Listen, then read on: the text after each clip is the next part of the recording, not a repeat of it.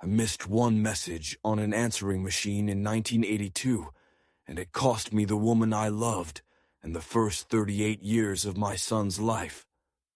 40 years later, a little plastic DNA tube put the truth on my doorstep, and my whole world shifted like a porch swing with one chain coming loose. Hey folks, it's Roy from Mind-Blowing Stories. Before I pour this one out, do an old man a kindness. 96% of you who watch aren't subscribed, and I'll tell you straight, that makes me sad in a way I feel right behind my ribs. Hit subscribe, give the video a like, and drop a comment at the end. It keeps me going, and it lets more folks find their way here to this little corner where we tell the truth and try to love it. I was 19 when I thought life would wait for me. Dayton, Ohio, 1977. Delphi still had overtime, the bowling alley lights were blue, and gasoline smelled sweeter than it had any right to. I came from a house where my mom kept the plastic on the couch longer than the dog lived, and my dad, a quiet man with hands like a box of wrenches, gave you what he had without saying a word. He shoved a loose $5 into my wallet the night I took the Ford out to the county fair. He didn't say, "Be careful." He just patted the hood twice, the way men do when they love the things that carry us away. At the fair, under strings of yellow bulbs and the Ferris wheel grinding its teeth, I won a turtle at a ring toss and lost my breath watching a girl with auburn hair tie a ribbon for her little sister. Margaret Collins, though everyone called her Maggie. She had a smile that felt like the first sip of cold water after mowing a lawn. She caught me looking and rolled her eyes like she'd seen 100 boys do that. But when her sister dragged her over to stare at the turtle mugging in my hands like a drunk at last call, Maggie took it from me and said, "Well, aren't you something?" She meant the turtle. I hoped for me. We rode the Ferris wheel in a seat that squeaked where the paint flaked. She told me she was starting her nursing classes at Kettering in the fall. I told her I rebuilt the carburetor on a '69 Camaro with my friend Lenny, and she nodded like I'd spoken French. The ride stopped at the top, and the whole county was a bowl of dark with lights stuck in it. She said she was afraid of heights, but loved the feeling of being above her life. We sat there longer than seemed possible, the fair small as a secret below us, the operator flirting with a girl at the booth and forgetting he had 2 dumb kids up in the sky. I remember her looking at me like she could see the man I'd tried to become, shaking his hand early, a truce before the war. We dated in the ways you could without money. Drive-in movies where we never remembered the plot. Late-night pancakes at the Starlight, where the waitress named Ruth wrote hearts in lemon juice on the receipt, so they turned brown by morning, cutting across the high school field to lie on our backs on the 50-yard line and name the satellites like stray dogs. We were good at being poor, and we were good at being in love. Her home life wasn't like mine. Her mother was tender in public, but brittle as glass behind closed doors. Her father played cards in the garage with men who always smelled like cut grass and Old Spice and disappointment. When I pulled up in my Ford, he'd look at the car instead of me, nod at the body lines, and that was the kindest conversation we ever had. From the start, he decided I was going to carry his daughter somewhere not worth going. I wish I could say he was wrong. I wish a lot of things. In '78, the plant cut our hours, and there was talk of layoffs. Lenny went to Texas for pipeline work and called me one night from a motel outside Odessa. He said they needed able hands, and he could get me on. I sat in the dark with the phone cord wrapped around my knuckles and Maggie asleep on my shoulder on my mom's couch. The TV hummed. I knew if I stayed, we'd turn into a little apartment we couldn't afford and arguments about who forgot to buy detergent. If I went, I'd make real money for a while and come back with pockets fat enough to build the life she deserved. The mistake in that thinking weighs more than any toolbox I've ever lifted. She cried, quiet, in the car the night I told her. We parked by the river where the mosquitoes carry off small children just to see if they can. She took my hand and said, "If you go, you have to write." I said, I will, I swear it." She nodded like she didn't want to believe me. I touched her cheek with the back of my fingers, the way my mom had done when I got in fights at school, and she kissed my palm like she was signing a contract no lawyer would accept. Texas was heat and dust, and men who spit out the word boy for anyone under 40. I worked 2 weeks straight sometimes and fell asleep sitting up. I wrote Maggie on motel stationery and napkins and once the back of a map in ballpoint ink that bled when sweat hit it. She wrote me about clinical rotations and missing the way my jacket smelled and how fall in Ohio turns the air thin like a hymn. I kept her letters in the bottom drawer of my dresser and reread them until the creases threatened to come apart. Then came the night I met Brad. Every story like this has a Brad. He was older by 5 years, Foreman's nephew, blonde in the way Ohio sees on TV and calls handsome. He came home summers and hung around the hospital because he liked the attention. He had a Pontiac with tires too wide and a laugh like he was already bored. Maggie met him through a friend who dragged her to a 4th of July barbecue. She told me about him because she was honest to a fault. She said he asked for her number, and she gave him nothing.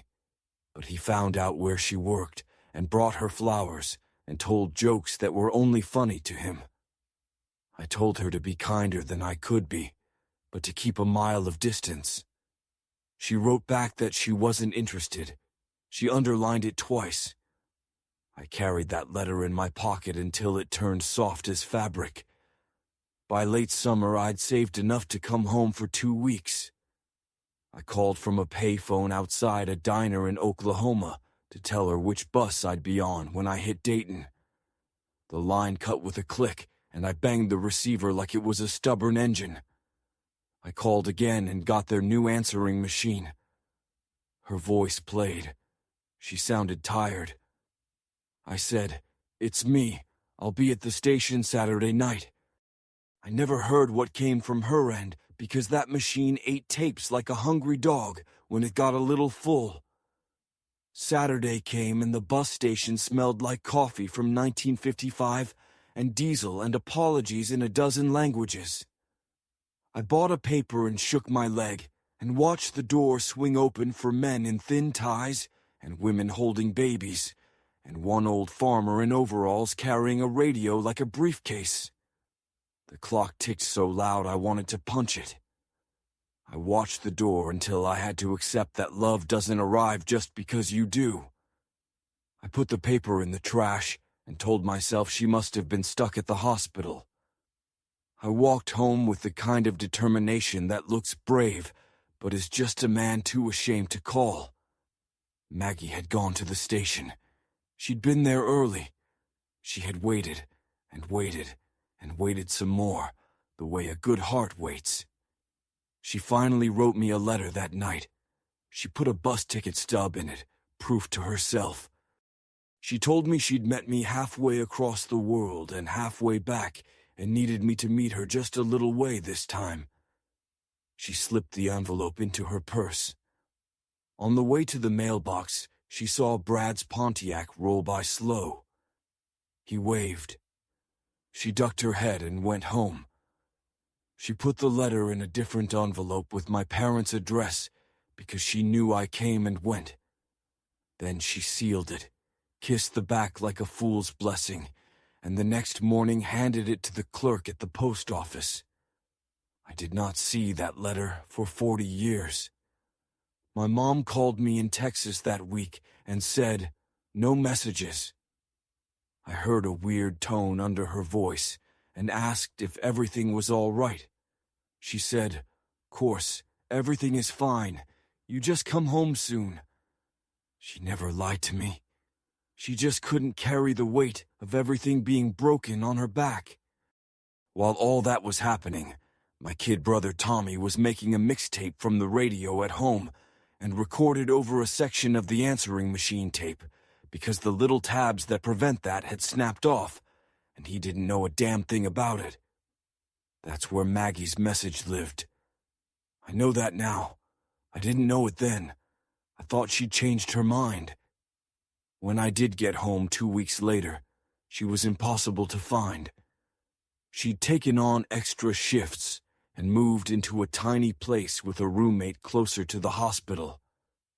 I drove around like an idiot, and every red-headed woman at a distance became her. I knocked on the roommate's door once, and the roommate said Maggie wasn't in and stared at me like I was a man who hurt people. I wrote letters, no reply. I went over to her parents' place, and her father met me on the porch with his arms folded and the kind of smug you only get when life finally does what you'd hoped it would. He said, "She's moving on, Patterson." I told him I didn't believe him. He shrugged like the weather had turned out as predicted. I limped back to Texas with a knot in my throat so tight it changed my voice. For a while, the only thing that made sense was work. I climbed steel, I hauled, I wore my body down, and at night sometimes I'd look at my hands and not know whose they were. Maggie wrote me once, in September. I didn't get it. Or I did and didn't know, because it wasn't in any mailbox I ever opened. By Christmas of '79, I came home for good. The money was good enough, but you can only run your heart on fumes for so long.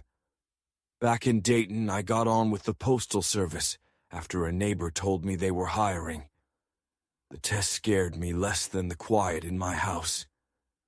I delivered letters on streets where I'd ridden my bike as a kid, and some days I thought if I just kept putting one white envelope after another in the right slots, maybe the world would forgive me. I saw Maggie once the next spring. I was on my route, and she was coming out of the hospital in blue scrubs with her hair shoved under a cap. She looked thinner, like grief is something you can diet. She saw me and went still. I lifted a hand. She lifted a hand. I crossed the street, and she glanced back through the sliding doors like she was checking if someone was watching. Her voice shook, and she said, "Hey." I couldn't help myself. I said, "I waited at the station." She blinked like a person trying to wake up and not liking the dream on either side. She said, "I was there." I reached for her and she stepped back, gentle. It wasn't fear, it was a boundary built brick by brick. Brad was with her. He came out with a coffee and a smile that saw right through me. He put his hand on the small of her back and said, "You okay, hun?" She said she was. 3 months later, I heard she'd moved to Indianapolis. Someone told someone who told me that she'd had a baby boy.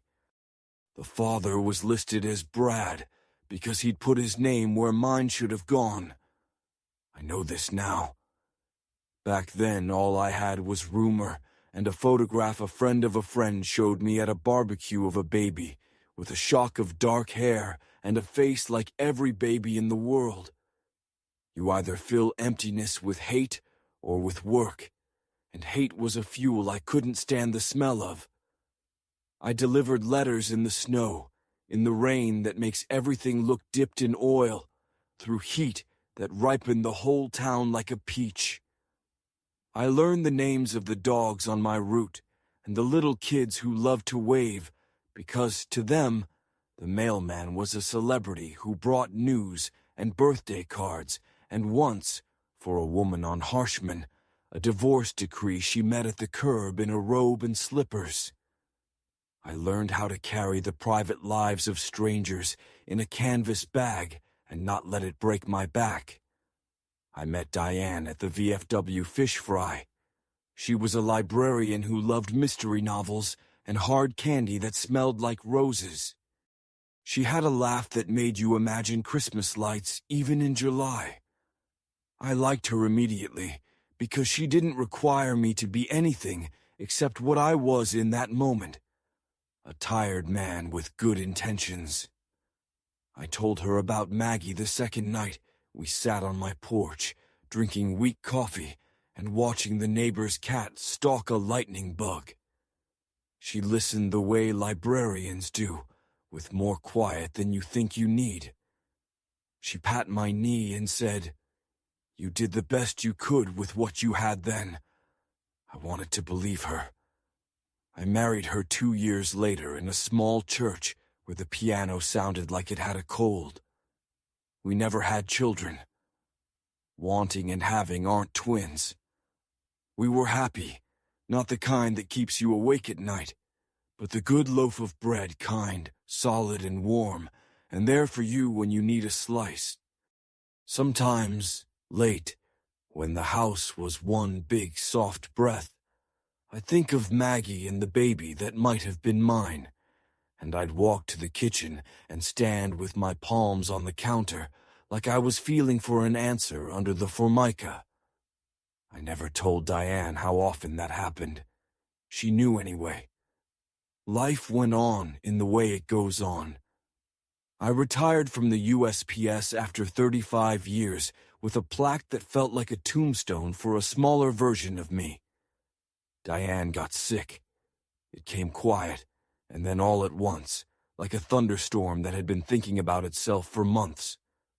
I pushed her wheelchair down the hospital corridors I had once watched Maggie disappear into, and I thought, well, here we are again. Circle closed. Lesson not learned. Diane passed in spring when the magnolias were fat as baseballs and bees fell asleep in them. I held her hand and said, "Thank you for not treating me like a broken thing." She squeezed once, the last Morse code we shared. After the funeral, I learned how loud a house can be when the only living thing besides you is the plant by the sink. My niece Amy bought me a camera and a cheap microphone and said, "Uncle Roy, you tell stories like you're handing out blankets in a blizzard. You should put them online." I told her I didn't know how to do any of that. She put her hand on her hip and said, "You learned zoning codes to build that stupid shed. You can learn YouTube." I made a channel and called it Mind-Blowing Stories, half as a joke, because I figured nobody would watch. Then people did. A handful at first, then more. The way geese join each other in the sky until the V looks inevitable. They wrote me from towns I'd never seen and said, "I felt like you were talking about my dad." It saved me. You did. Watching that little subscriber number crawl up was like watching grass grow with a magnifying glass. But it was mine, and that mattered. For my 65th birthday, Amy bought me one of those DNA kits. I laughed and said, "The last thing I need is to find out I'm part raccoon." She said, "It's fun, and you never know." And I said, "That's true of stepping off curbs, too." I spat in the tube, sealed it, forgot about it until an email popped up while I was watching a video on how to make a brisket not taste like regret. It said, "You have new DNA matches." I clicked like a fool at a carnival machine. There it was. Evan Collins. Estimated first degree. I sat there listening to the tick of the cheap clock Amy had bought me at Target when I moved into the little rental after I sold the house. I read the name again. Collins. I wrote a message. It said, "Evan, My name is Roy Patterson. Your name looks familiar to me for reasons I won't spell out here if I'm wrong. I use that careful language old men use when we're afraid of breaking something." He wrote back 2 days later. He said, "My mother is Margaret Collins. She's living in North Carolina now. She told me the man who might be my father was named Roy." I stared at the screen until the words peeled off and floated up to the ceiling. I could hear my heart in my ears, and not in the pretty way. We arranged to meet at a diner off I-75, halfway between his place outside Cincinnati and mine. I got there early enough to watch the waitress refill salt shakers and the cook wash his hands in the back like a ritual. When Evan walked in, I knew him. Not just the jaw and the eyebrows, which were mine the way a man recognizes the shape of his own shadow, but the little mannerisms he didn't even know he had, like how he pinched the bridge of his nose before he said something hard. He was 38, a paramedic, wore a sweatshirt that said Cincinnati Fire on it, and smelled faintly of antiseptic and smoke. He stuck his hand out and then hugged me instead. He cried, and I cried, and the waitress looked at us like she'd seen it before, and also like it was the first sunrise. He told me his mother hadn't kept me a secret. She had told him early on that there was a man named Roy who had loved her and left, though not in the dramatic way that sentence makes it sound. She said she'd tried to find me back then, and thought I'd chosen another path. She married no one. She built a life for herself and her son, worked night shifts and double shifts, and put away money in coffee cans.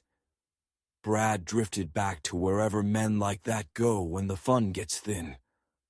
When Evan was a teenager, he found a photograph in a shoebox of Maggie at the county fair, a boy he now knows was me beside her with a turtle in his hands, both of us pretending we'd held the whole world up and set it back down right.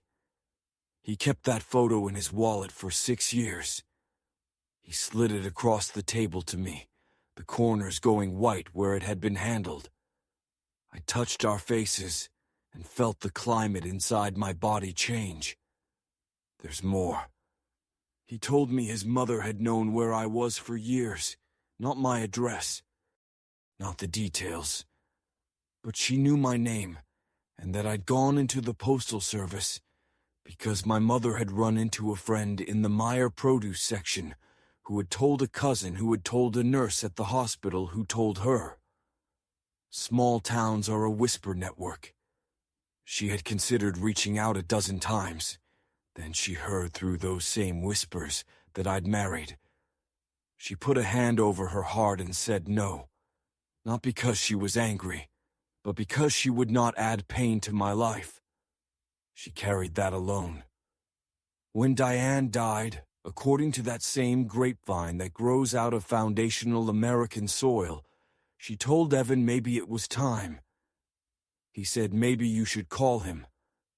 She said he should come to me when he is ready. She didn't know a little tube in a cardboard box would do the calling for us. I drove home from that diner with my hands at 10 and 2, like a teenager on his permit. I couldn't stop looking at the rear view where my eyes looked back older and somehow younger. I slept 3 hours and woke up with sunlight on the wall, and a sense that someone had plucked out a thorn I had long ago made a personality out of. The next week I drove to North Carolina with a cooler of Ohio peaches and a nervousness that had me pulling over twice to breathe into my hands like I was about to run a foot race I hadn't trained for. Maggie lived in a small house a mile from the ocean, where the wind smells like a clean slate. She came to the door in a sweater, despite the warmth, and the first thing I thought was how her eyes were the same, and the second thing was how time is a kind of artist that prefers bold strokes. She laughed when she saw me, a bitter-free sound that felt like it shook sand out of old shoes. We stood there without touching until the part of me that could have kept that distance died of hunger. I put my hand out. She took it. We sat on her little porch with its peeling paint, and she told me about her years, and I told her about mine, the way two rivers might if they tried to swap stories at the bend where they almost meet. She had been diagnosed with a form of MS 5 years earlier. It had slowed her, but not taken anything she refused to surrender. She made tea too strong and sliced peaches like she was conducting a small ceremony. We cried, not for the tragedy of us, which would have been a lie, but for the multiplicity of lives that could have existed if the universe had been kinder or we'd been braver. She told me about the letter. She said she had mailed it to my parents the day I didn't get off the bus, because something in her said, if he missed that, he needs another chance to know where you were. Not to punish him, but to give you both an out. She said my mother's address was the safest place she knew, to send something and trust it would arrive. I thought about my mother standing in her kitchen with that letter and the weight of it like a stone in her apron. I thought how my mother loved me enough to make bad decisions, or how fate sometimes puts its hand in and pulls out different cards than the ones we were playing. The letter had never made it into my hands.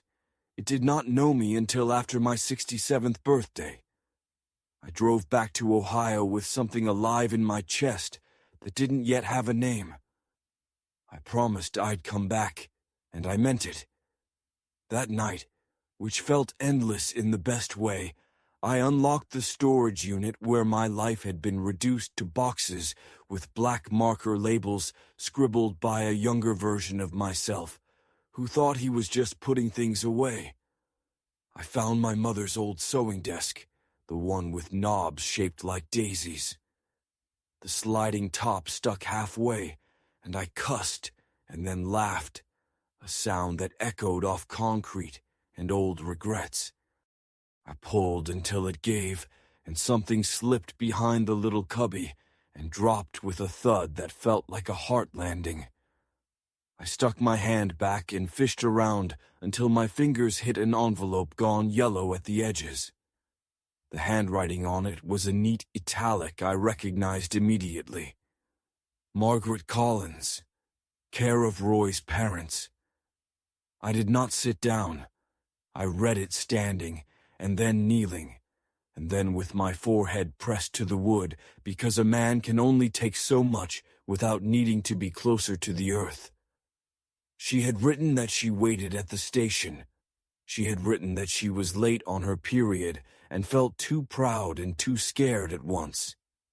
She had written that she would stand by me, not behind me, not in front of me, but beside me, and that if I wanted that life, she was all in.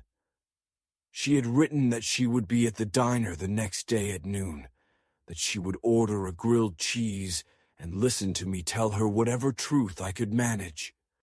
She had tucked the ticket stub in there like a pressed flower, proof for no one but herself.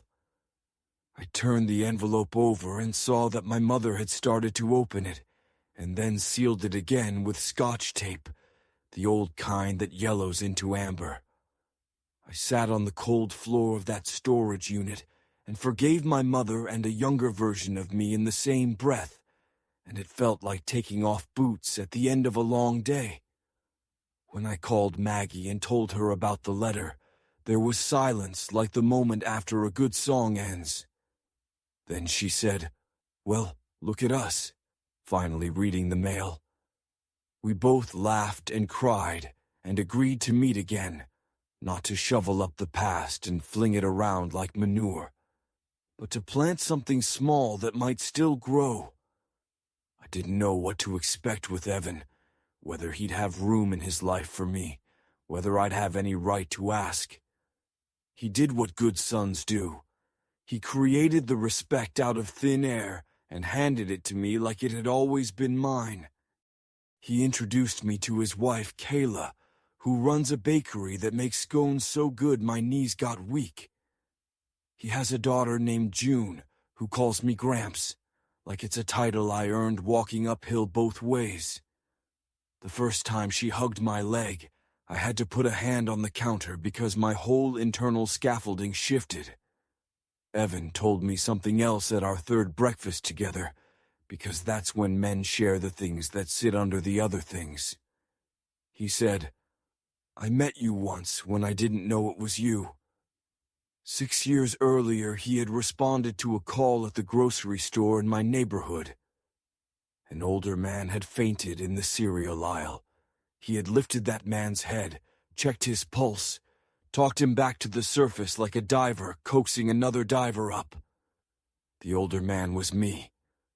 He knew because when the store manager handed him my wallet to verify my info, he had seen the name Roy Patterson and felt a little tremor in his chest because his mother had said it once and told him not to chase it. He told me he put that back where he found it, and a week later asked his mother if she knew whether the man she had loved was still alive. She said, "I think so." He did not tell her what had happened because it didn't belong to him to tell.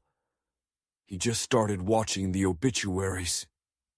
Then the DNA match did the thing that he had been trained not to do, which is jump the order of operations. We sat there looking at each other like two men who had crossed a frozen river at different spots and met on the other side without knowing. I made another trip to North Carolina in the fall. The sky was foolishly blue, and the tourists had gone home, leaving the sand for locals and ghosts. Maggie and I took a walk on the beach at a pace that wouldn't have impressed anybody but us. We talked about nothing. Gulls, the way the wind moves backward across your ears, the sound of a screen door in winter. Then she said something I've carried since. She said, "We were not wrong, Roy. We were just young." We stood there with our shoes in our hands and let the waves sidle up around our ankles, and she squeezed my fingers like a coach sending in a play. I asked her if she ever regretted not pushing harder. She said, "Regret is a rocking chair. It gives you something to do and gets you nowhere." I laughed so loud a pelican gave me a look. In her little living room, on a table worn smooth by the years, she had a wooden box. She opened it for me. Inside were our letters, bundled with ribbon that had faded to the color of weather. There was the photograph of us at the fair. There was a napkin with my name written on it 3 times, a cruelties of the heart kind of thing girls do when they're too full. There was the bus ticket stub, edges scalloped by the years. She handed it to me like a wedding ring.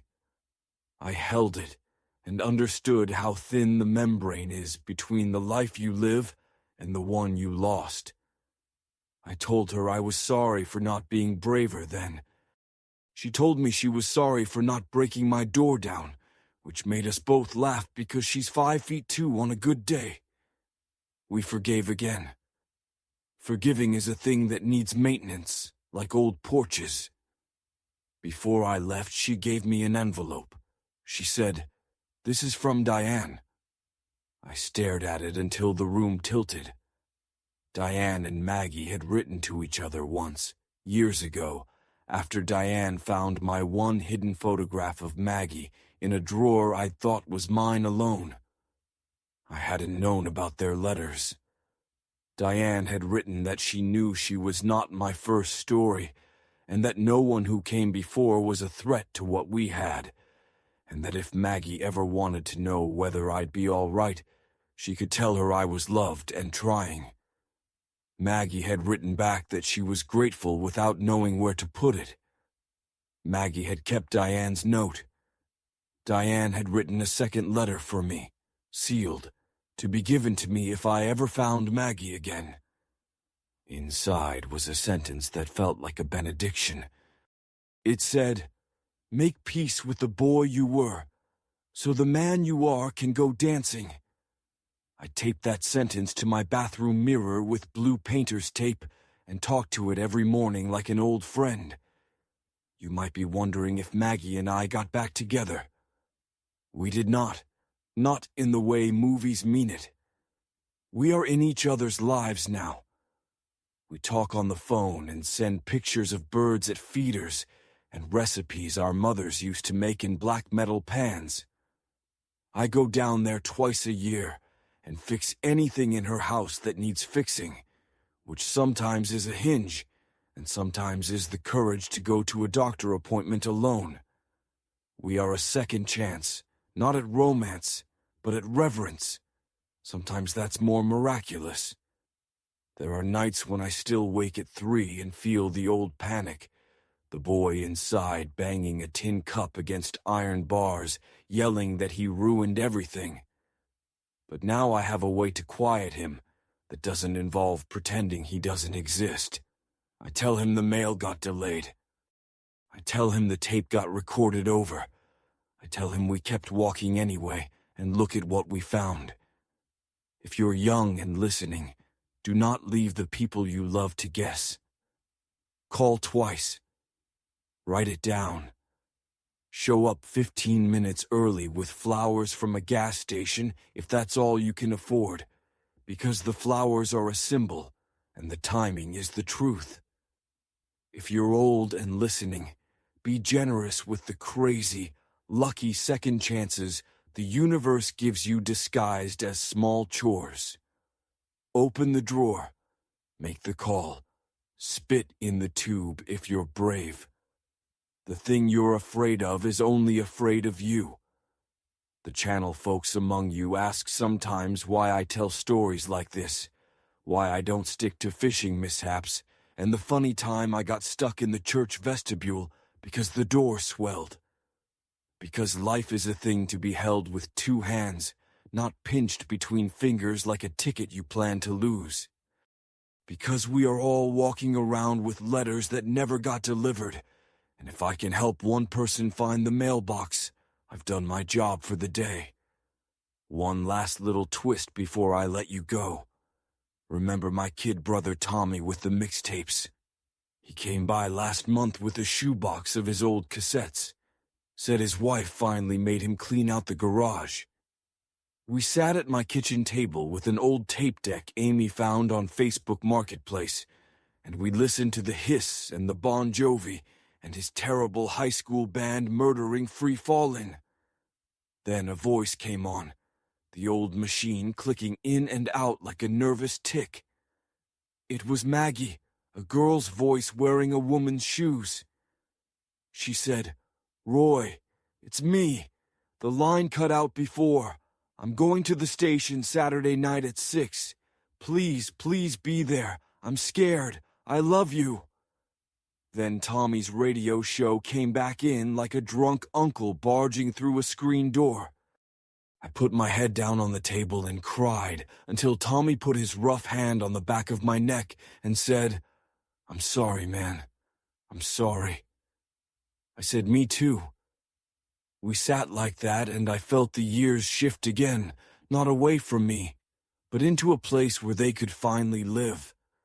I think about that message sometimes when I'm making coffee, and the morning light makes everything look holy against its will. It exists now. I heard it. The past is not a fixed thing. It's an album you can remaster if you're brave enough to listen to the hiss. I picked up the phone after and called Maggie and held it up to the speaker, and we let her younger self talk to us until the tape clicked off. It hurt and healed in the same breath, like most medicine. If you've made it this far, thank you for sitting with me. This story cost me something and gave me more back. If you're new here, I'd be honored if you joined our little porch. Please subscribe, because 96% of you who watch still aren't subscribed, and an old man can only guilt trip so much before he starts mailing cookies. Tap that like button so other people find their way to this corner, And tell me in the comments if you've got a letter you still need to read or send. Maybe your story will help me tell mine a little better next time. I'm Roy, this is Mind-Blowing Stories, and I'll see you soon. In the meantime, check the mailbox. You never know what's finally made its way home.